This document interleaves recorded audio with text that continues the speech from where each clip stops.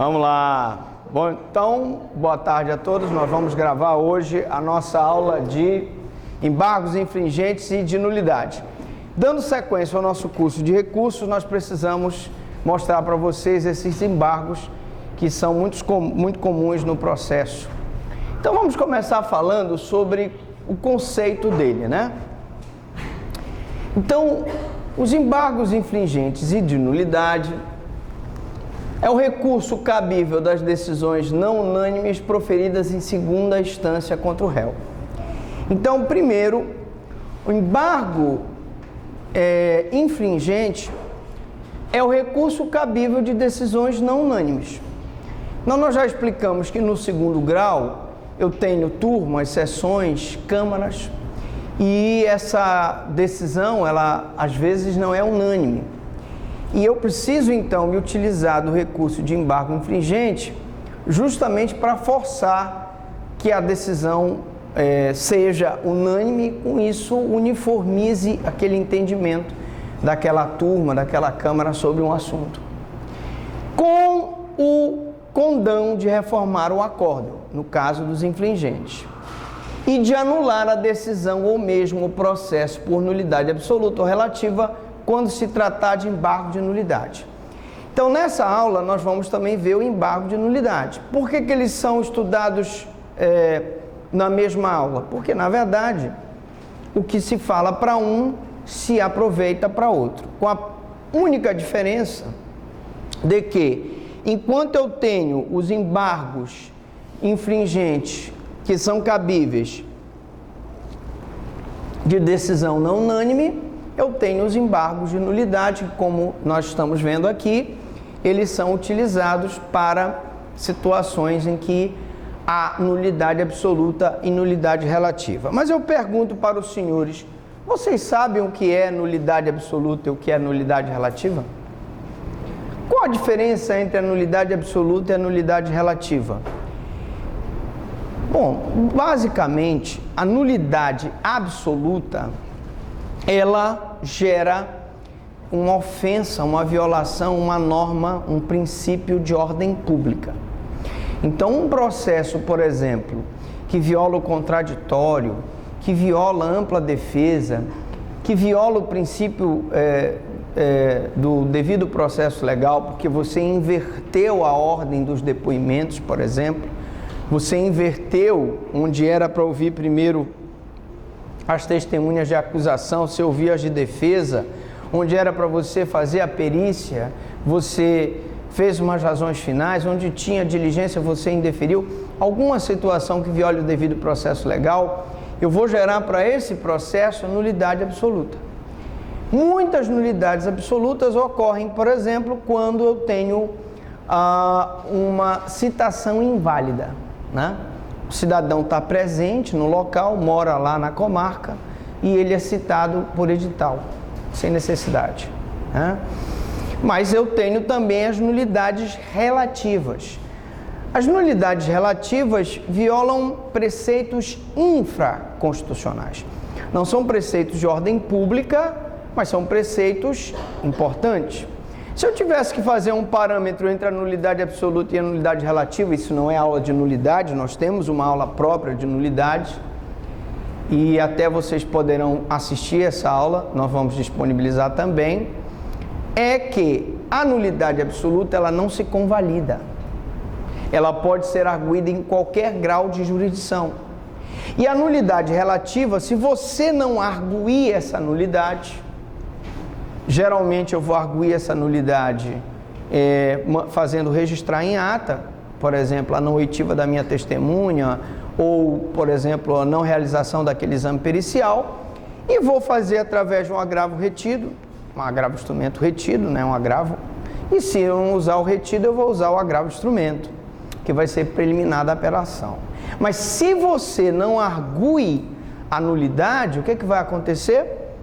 Se você não arguir a nulidade relativa, ela preclui. Então, a principal diferença é que a absoluta nunca preclui e a relativa, ela sempre preclui. Tá? Então, os embargos de nulidade, eles servem para arguir nulidades absolutas ou nulidades relativas que aconteceram no curso do processo.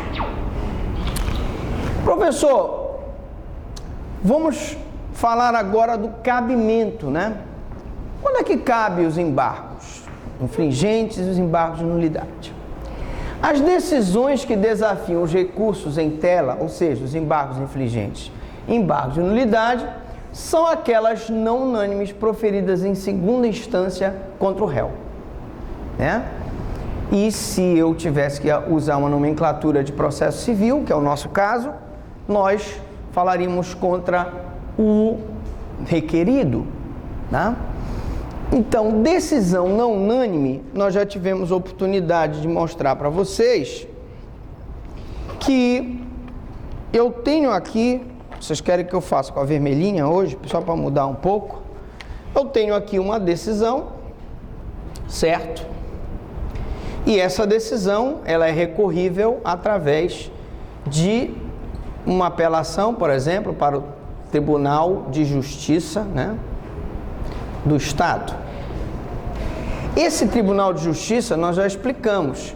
Eu vou dar entrada na apelação na secretaria, a secretaria nomeia, né, sorteia um relator, e às vezes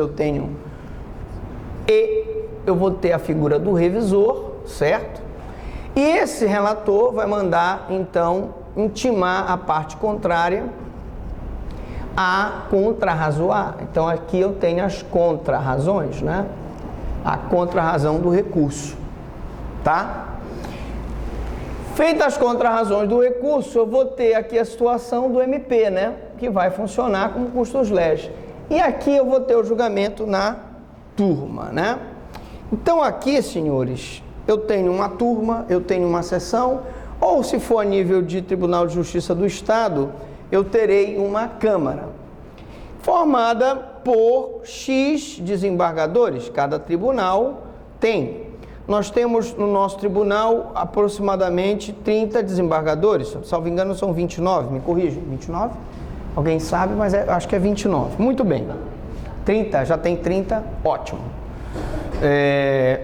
E nesse caso, se esse daqui disser sim, vou botar aqui, sim, esse aqui não, esse aqui sim, esse aqui não e esse aqui sim, eu tenho aqui uma decisão não unânime, cujo objetivo será, então, através dos embargos infringentes, uniformizar essa decisão, tá?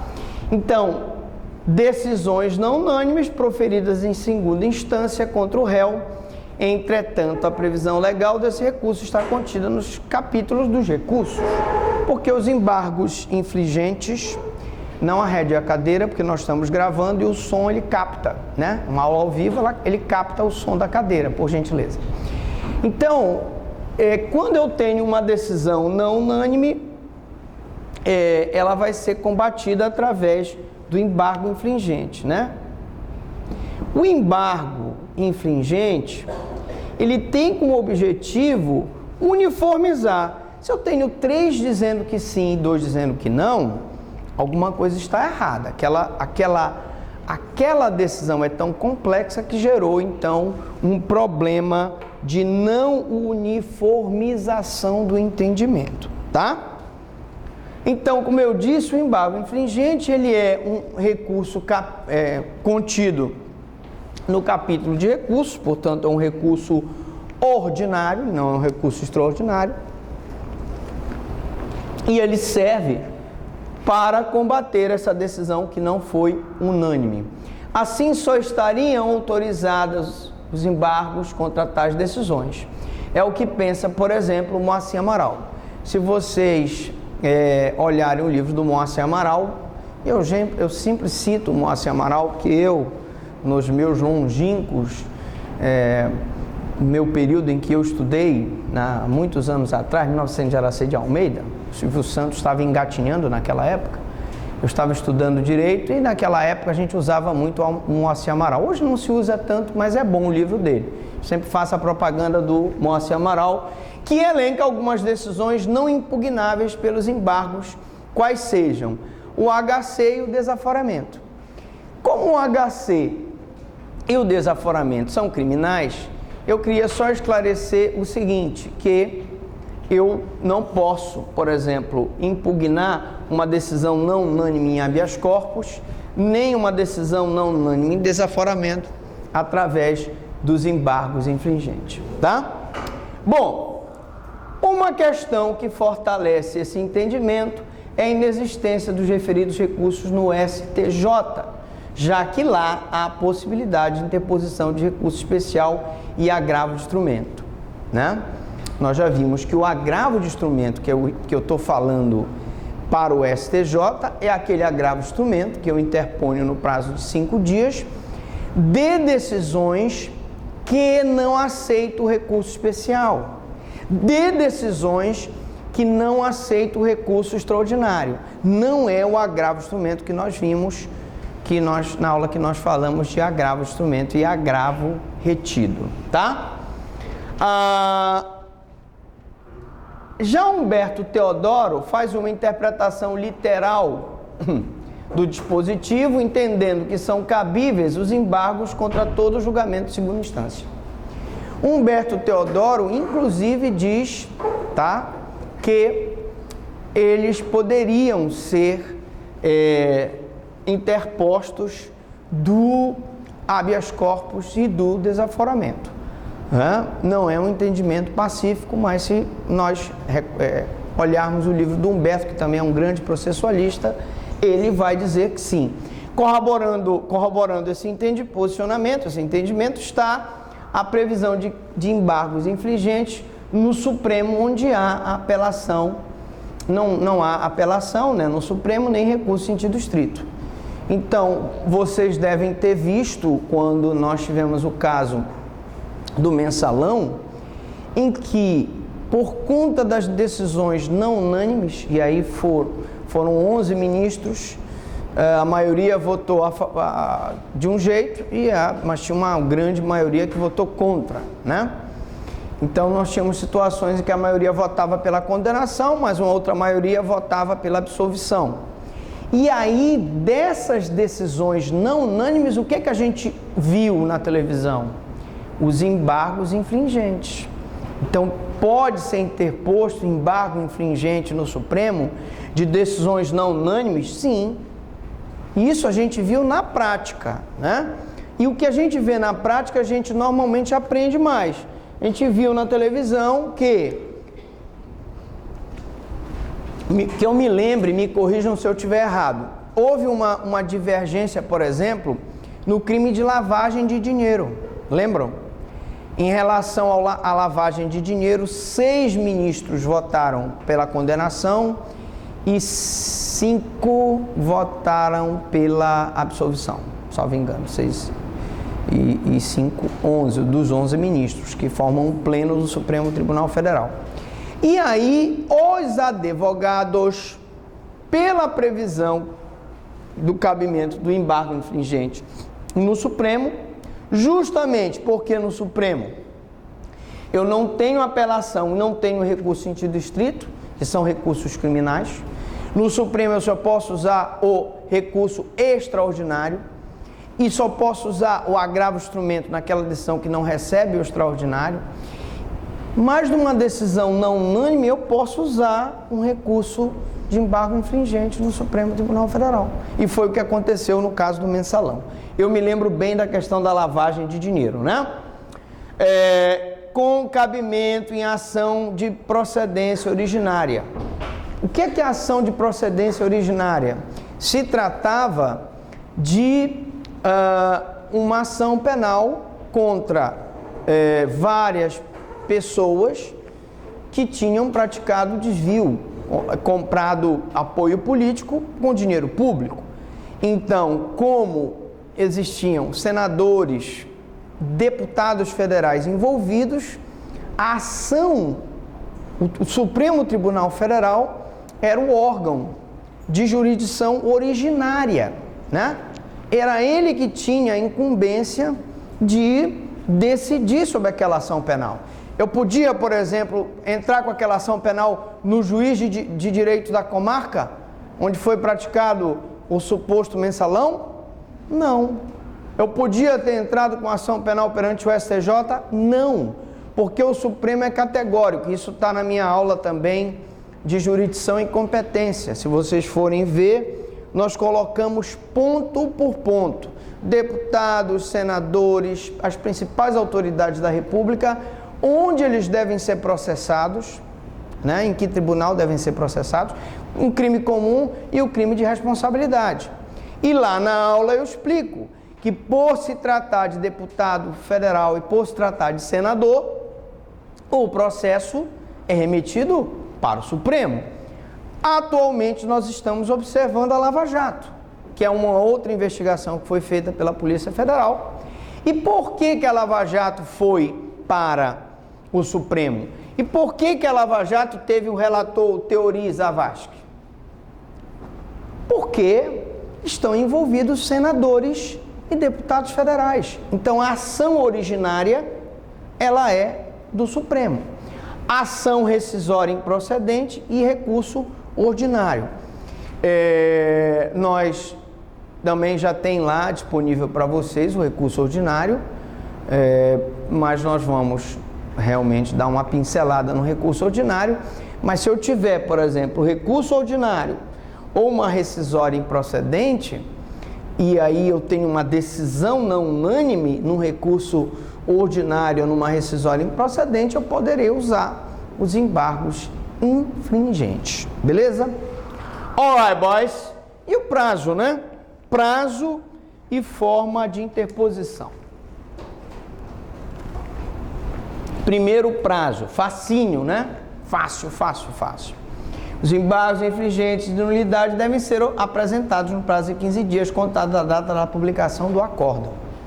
Então, se esse acórdão aqui não for unânime, o que eu vou fazer?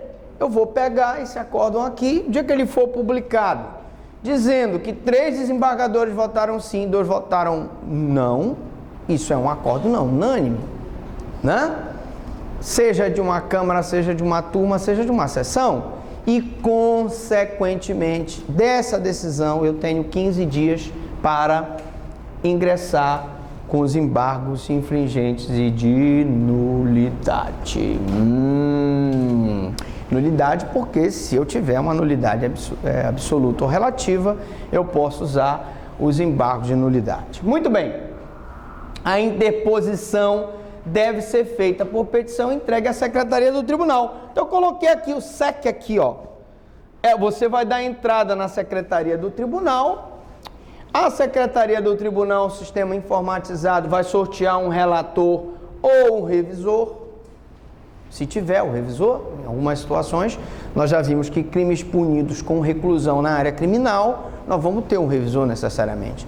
E temos situações no cível que eu terei um revisor. Mas se tiver só um relator, vai para o relator, que é dirigido ao relator da turma que proferiu a decisão a ser embargada.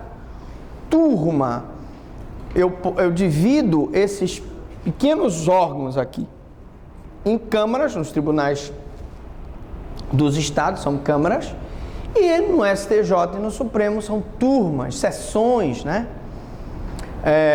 Que vão julgar aquele determinado recurso e poderão proferir uma decisão não unânime, não se admitindo, pois, a interposição por termo nos autos. Então a pergunta é, professor Franklin, eu poderia interpor embargos infringentes de nulidade por termo nos autos? Não. Assim como nós explicamos na aula de recurso especial e recurso extraordinário que não dá para interpor por termo nos autos, aqui eu estou explicando que nos embargos infringentes também eu não posso interpor por termo nos autos. A senhora levantou a mão, quer perguntar? Ninguém vai perguntar? Está todo mundo entendendo tudo. Então eu posso dar uma castigada violenta mesmo na prova, né? Beleza, ok. Interpretação, então, a interposição nos autos não pode, tá? Só por petição. Pressuposto, tá, professor Franklin? E quais são os pressupostos, né? Nós já vimos na aula de teoria geral dos recursos que os pressupostos são os pressupostos objetivos e subjetivos, né? Pressupostos objetivos da tempestividade, cabimento, adequação, pagamento do preparo, tudo isso. E vimos os requisitos subjetivos, já a legitimidade, o interesse representado pela sucumbência, que é a desconformidade em relação ao que se pede e ao que se recebe a nível jurisdicional. Muito bem. Então, os pressupostos dos embargos infringentes e de nulidade são aqueles comuns a todos os recursos. Esse que eu acabei de falar. Recursos têm pressupostos objetivos e têm pressupostos subjetivos. Preste atenção que quando você for fazer um recurso, você deve sempre observar esse pressuposto. Porque, como nós já vimos, vai ser feito um juízo de prelibação, ou seja, uma análise desses pressupostos, tanto do juiz a quo quanto do juiz ad quem. Então, são os pressupostos comuns, observando suas peculiaridades, como, por exemplo, decisão de segunda instância não unânime contra o réu e decisão que gera nulidade absoluta ou relativa contra o requerido, por exemplo. Pressupostos. Quanto à capacidade postulatória, há entendimento no sentido de autorizar a interposição pelo próprio acusado na área criminal. Eu não tenho essa possibilidade na área civil. Ah, professor, quer dizer que eu não tenho capacidade postulatória, então eu não posso interpor embargos infringentes na área civil? Não. Mas mesmo esse entendimento na área criminal, prevalece, entretanto, que é a corrente majoritária, o posicionamento de que há necessidade de advogado. E aí eu faço uma ressalva que os casos expressos em que não há necessidade do advogado estão expressos em lei. Por exemplo, você não precisa do advogado. Gostei da camisa, Fernandinho. Bonita a camisa, bonita. Tá fazendo sucesso lá na Noruega essa camisa aí. Pô, bem, o advogado, ele precisa, claro, ter a capacidade postulatória, mas tem situações em que eu não preciso, da capacidade postulatória. Por exemplo, para entrar com habeas corpus, eu não preciso de capacidade postulatória. Se a causa no juizado especial é abaixo de 40 salários mínimos, eu também não preciso da capacidade postulatória, tá? Então, essas situações estão previstas em lei. Aqui é um entendimento de que na área criminal, em favor do acusado, eu posso interpor quando a decisão não for unânime. Todavia, o entendimento majoritário é que eu preciso do advogado, tá? Como ocorre com a apelação, é necessário o pagamento de custas de poste e retorno para interposição dos embargos infringentes de nulidade. O pressuposto do preparo, aqui, que é um pressuposto objetivo do recurso, ele é válido para os embargos infringentes. Ah, professor, quer dizer que se eu não pagar as custas, eu não vou poder dar seguimento aos meus embargos infringentes? Não, porque você não preencheu um dos requisitos, que é o pagamento das custas do porte de retorno, que é justamente as custas processuais, o famoso preparo. Procedimento. Então, vamos recapitular aqui agora com a canetinha preta, Após protocolizados na secretaria do tribunal, bem aqui, SEC, secretaria, os autos irão concluídos ao procurador-geral. Claro, já foi feito o sorteio do relator, Aí eu tenho que fazer a intimação pelo princípio do contraditório para que a parte contrária possa contrarrazoar. E aí nós estamos aqui. Se for a nível de Supremo Tribunal Federal, o MP será representado pelo Procurador-Geral da República. Se for a nível de Tribunal STJ, eu terei aqui um Procurador da República, que não é necessariamente o Procurador-Geral da República, Se for a nível de Tribunal Estadual, porque o embargo infringente cabe também nos tribunais estaduais, de decisões não unânimes, eu terei um procurador de justiça, Então, os tribunais de justiça do Estado, eu terei no MP aqui um procurador de justiça. que é o top de linha do MP, né? O Ministério Público começa com promotor substituto, primeiro, segundo, terceiro, depois vai a procurador. O juiz começa como juiz substituto, primeiro, segundo, terceiro e vai a desembargador, tá? Bom, aí o procurador-geral tem o quê? O prazo de quanto? 10 dias. Então vamos colocar bem aqui, 10 dias, né? 10 dias para ele se manifestar. Muito bem. Para se manifestar sobre o recurso. E depois retornarão o relator que terá igual prazo. Então o senhor relator aqui também tem 10 dias, né? Ficou feio esse 10. Deixa eu... Tá bom aqui? 10? Dá para ver que é 10 aqui? 10 dias, tá? Para interpor, para se manifestar, né? Sobre aquele recurso de embargo infringente. E ele tem que caprichar, porque aquele voto dele tem como objetivo o quê? Convencer os outros dois que votaram contra, né? Reparem que o objetivo é convencer os outros dois que votaram contra. Não foi isso que aconteceu no Supremo? Aquelas discussões, vocês devem ter acompanhado, né? Na televisão, aquelas discussões calorosas, em que os ministros tentavam convencer os outros da sua posição, não é isso? Então,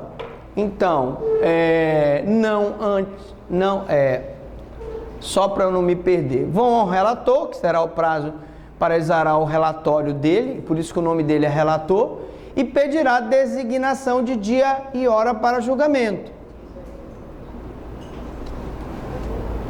Não antes de repassá-los ao revisor. Então vai para o revisor, se tiver o revisor, né? Que também tem prazo de 10 dias. Se tiver relator e revisor, ambos têm o mesmo prazo, tá? Nós vimos que no recurso especial e extraordinário, o prazo do procurador da República é de 5 dias, né? Estão lembrados? 5 dias. Aqui, por expressa disposição legal, eu tenho 10 dias, tá? A admissibilidade será examinada pelo relator e os debates orais terão duração de 15 minutos. Então eu vou desenhar aqui um púlpito, né? Eu sou péssimo de desenho, não reparem. Em que aqui eu vou colocar a parte, né? As duas partes, uma do lado e outra do outro. Então eu teria, por exemplo, aqui o advogado, ele está falando aqui de acusação e o de defesa, ou no processo civil, o advogado do requerente e do requerido. Cada um deles tem 15 minutos para sustentar as suas teses. E aí, isso não foi falado ainda, né? Que nos tribunais superiores há a possibilidade de sustentação. Assim como eu tenho no Tribunal de Justiça do Estado, ficou feio aqui, mas eu vou cobrir, TJE.